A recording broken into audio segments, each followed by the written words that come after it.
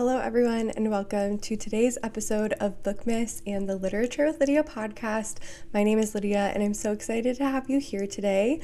Today, I will be talking with you about my book recommendations based on my top listened to songs of 2025. Now, if you know anything about me, you know I love books. That's probably pretty evident because of the topic of this podcast. However, if you know me, you also know I love music so much. And nothing makes me more excited than the annual holiday of Spotify Wrapped. Now, I actually will be sharing with you some data from a different platform that is actually more accurate to my listening data. And it's an app called stats.fm, and this is not sponsored. I would love for it to be. I love this app. It's like one of my favorite things to check in on. But basically, you connect it to whatever listening platform you stream music from, and through that platform, it gathers all the data about your listening to those songs. And it can tell you information based on the year, the month, the week, the day, and you can select that depending how you choose. It is a free app, but you can pay for it for premium. I did once for like $1.99 and I never have to pay for it again. And I get to learn all about my music history, and it tells you if you're a top fan of the song. It tells you how you compare to other listeners and their data, and it's so cool. I don't know, maybe that like makes me kind of nerdy, but it's been so fun to me to see what music I'm listening to and just all the information about that.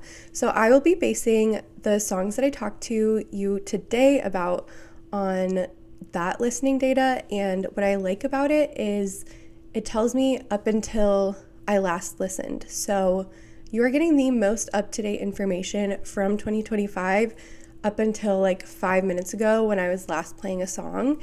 And I just think, again, that is really cool. So the way that this is going to work is, and I'm looking over here, for those of you who are watching, I'm looking at my laptop off to the side.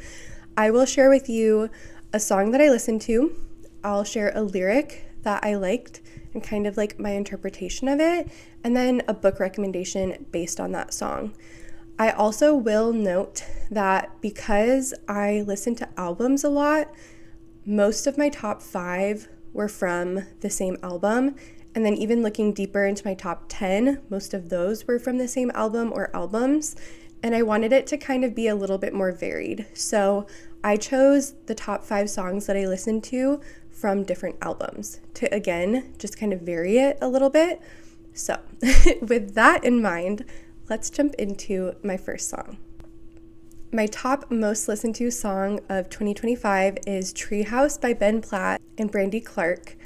I obsessed over this song over the summer, and you'll see in the little graphic that I put up that I listened to it for 1,428 minutes, and I played it 401 times. Now, the lyric that I decided to keep is actually the chorus, and it says, "The roots may be strong and the branches are sturdy. It don't make a difference. You're still at the mercy of the wind and rain. But isn't the danger the reason we do it? We know we could fall, but we're holding on to it. That's the risk we take, 'cause hearts don't bend, they break." Originally, I was thinking about choosing a book that was a second chance romance because I feel like the lyrics about like taking a chance or like the danger of it and like hearts don't bend, they break kind of made me think about maybe a couple that like went through difficult times and is now reconnecting. But then I thought, you know what's even better? Friends to lovers, because it's a risk. You don't know what could come of it. And the greatest friends to lovers book, in my personal opinion, is People You Meet on Vacation by Emily Henry. And when deciding to choose a book to show for this book, I had many to pick from. I have, I think, 6 copies of People You Meet on Vacation in all different formats. And I decided to choose the most recent one, which is the movie tie-in edition, which the movie comes out on January 9th. I am so excited, but this follows Alex and Poppy, who are best friends from college. They are quite opposite, but they're best friends, and every summer they go on a trip with each other, and eventually it leads to something more, but they have to decide if the risk is worth taking or not. And so that is why I am comparing this to Treehouse by Ben Platt. My second most listened to song of 2025 is Defying Gravity from the Wicked soundtrack. The lyric that I picked is one of the most powerful, in my opinion, that Elphaba says during, leading up to the bridge. And she says, "I'm through accepting limits because someone says they're so. Some things I cannot change, but till I try, I'll never know." The book that these lyrics made me think of was Lessons in Chemistry by Bonnie Garmis. We follow Elizabeth Zott, who is a scientist she's a scientist in the 1960s, and she has an all-male team at her place of research. And it causes a lot of difficulties for her because she's a woman in a male-dominated field in the 1960s. She is not very respected. A lot of the ideas that she comes up with end up being stolen by her male co-workers. And to me, this song just makes me think of Elizabeth so much because of all the hurdles she kind of had to jump through and the way that it feels like the whole world is kind of against her.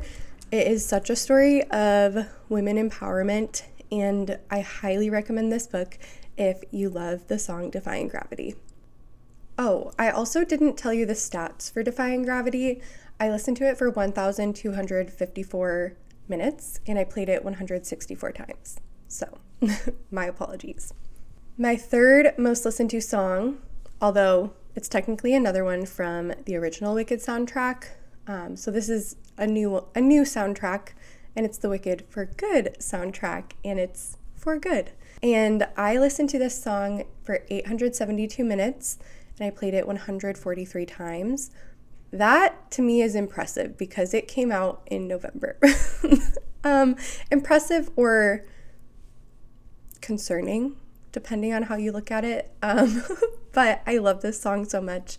And the lyrics that I chose are from Elphaba's first line, her first verse, and it says, "It well may be that we will never meet again in this lifetime, so let me say before we part, so much of me is made of what I learned from you, you'll be with me like a handprint on my heart. And now whatever way our stories end, I know you have rewritten mine by being my friend." I can't think about it too long, or I will start crying.